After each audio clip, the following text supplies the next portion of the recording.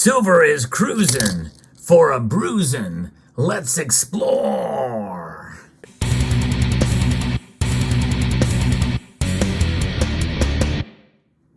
Yeah, silver continues to get pummeled. It is down today below $23 an ounce for some of the same reasons why it was down yesterday. Could we see a continued drop through the course of the week? I don't know. We'll find out. But nonetheless, let's take a look at where the numbers are right now. Mere moments before the markets close. Gold is down $15. That's a 0.78% drop. Silver is down well over 1%. It has fallen the most of any other metal today, down 26 cents to $22.94 in the ask price. It's $22.84 in the bid price. Platinum and palladium are both down as well. So what's behind all of this? Well, we have a strong dollar, and we also have high bond yields. We might get into that later on. But we're going to see things happening around in terms of high bond yields, high dollar index. And what does that mean? Well, it means the dollar is the strongest and strong against other currencies that are out there. And so it's weighing, even though inflation is high and continuing to climb and very well may get worse. You know, what does this mean for the continued guidance for the Federal Reserve? You know, will they cut rates? Well, we'll talk about that a little bit later. I'm going to be referencing here some of the factors and what some are predicting what's going to be happening down. But we know that U.S. stock indexes are solidly lower, and traders and investors are in a risk-off mods early this week amid the high potential for a U.S. government shutdown this coming weekend. You would think that might lift gold and silver prices, but alas, it is not. But there's no clear planned path ahead for lawmakers to return with tensions high and options limited. The U.S. House is expected to vote in a package of bills to fund parts of the government, but it's not clear that Speaker McCarthy has the support needed to move ahead.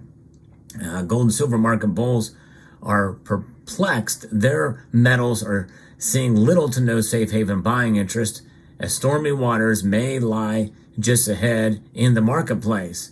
And we need that some of these high safe haven demands could resurface very, very soon. But nonetheless, there's that. And then you also have to think about where things are in terms of the dollar index, which is weighing heavily, and also higher oil prices. Oil has actually gone up $1 today, or 1% today, almost $1. And but the dollar index now is sitting at 106.17, and that is pummeling gold, but especially silver today of all the metals.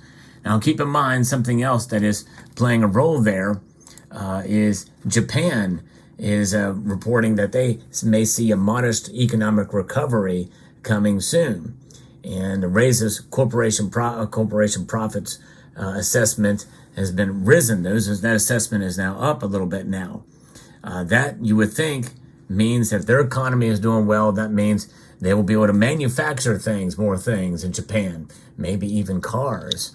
And so when you see that kind of thing happen, well, that means you're going to need more silver for those. But silver demand would increase. You would think that would, mitigate some of the drop for silver's price. I could see it dropping some, but not quite this much.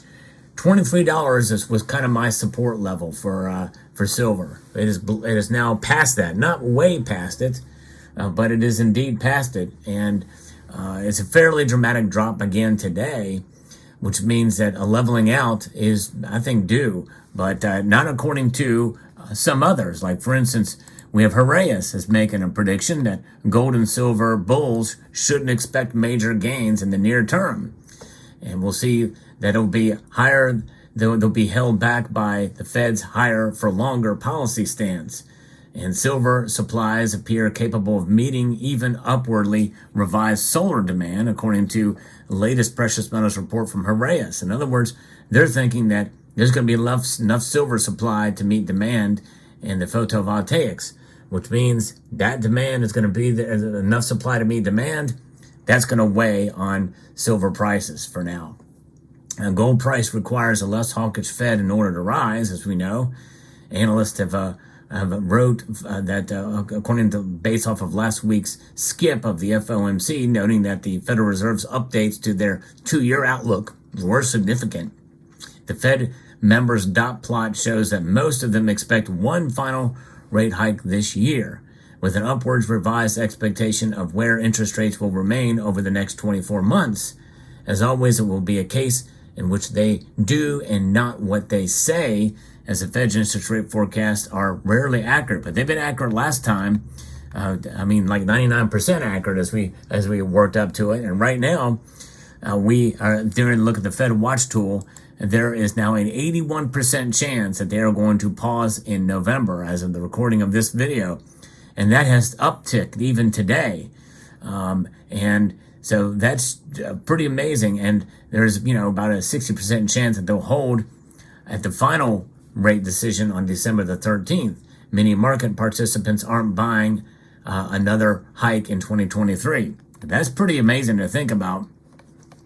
This would likely be gold's advantage, as it would have the effect of weakening the dollar, and you would think that silver would benefit on that to some extent there. But at least that would be this possible driver for the price. But on average, the gold price has been 6% higher one calendar year after the final interest rate hike of each hiking cycle since 1984.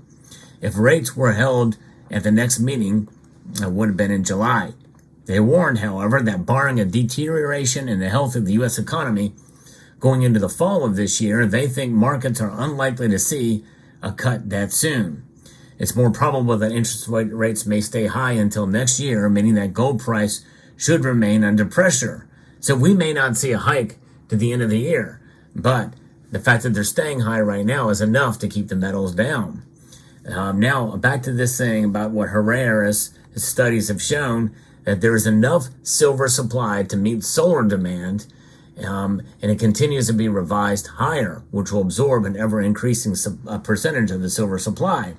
Chinese solar capacity reached half a terawatt in August, following the addition of the equivalent of an entire U.S. solar capacity for this year, 133 gigawatts.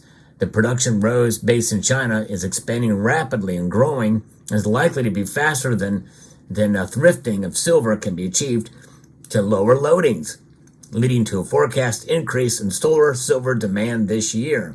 They said that China is on track to exceed the previous estimates of both solar installations and solar cell module production. And consequently, record solar silver demand is predicted for this year, which may exceed 165 million ounces, or more than 14% of global silver demand, and 25 million ounces then in 2022, according to the latest data from the Silver Institute. But it's pretty amazing that it will absorb some of that increased supply that's coming out. But we'll see. Despite these bullish indicators for silver, they expect the total supply of silver to be able to meet the demand, which will serve to cap price increases.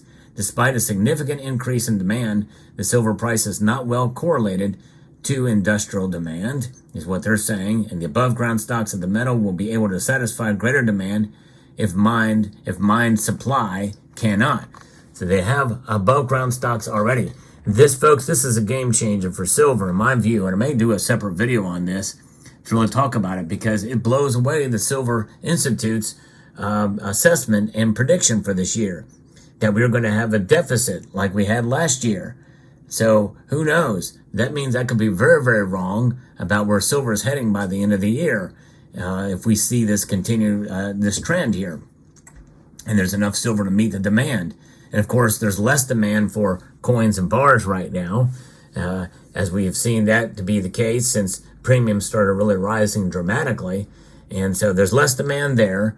There's less demand in other sectors of the economy, even with China offsetting it to somewhat the extent there, with potentially having 14% of the global supply demand and 25 million ounces higher than last year.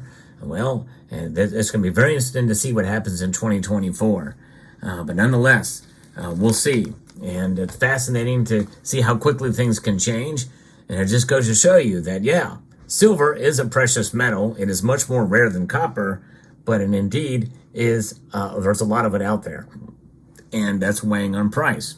In fact, should not dissuade you in any way, shape, or form from your strategy on purchasing, because if we start to see silver continue to stay where it is and drop even more, I think you should be encouraged. And why should you be encouraged? Because silver has done fairly well amidst all of the rate hikes that we've seen to this point. It stayed, for all intents and purposes, above $20 an ounce, which is fairly good after things have come back together and after mining supply and the supply chains have come much closer to being where they were before, and silver was much less back then. Now, adjusted for inflation, if you bought silver before the pandemic and after, here, you're probably seeing it barely keep up with inflation from that time period. But make no mistake, over the long course of time, silver will do what it has done for thousands of years, and it will remain a store of value, and it will protect you from inflation if you buy it the right way. And I've talked about that previously on the channel too, but I may revisit that topic in due course. There is a right way and a wrong way to buy silver. I used to think there wasn't. You can't go wrong buying silver, I used to think, but nah, not anymore. There is a wrong way to do it for sure. I've covered that in a video. Let me know what your thoughts are in the comment section down below. Hope you found this video informative, insightful, and educational, and newsworthy. I'd like to extend a multitude of gratitude to you all for taking the time to watch, and to encourage you to please rate, share, comment, and subscribe.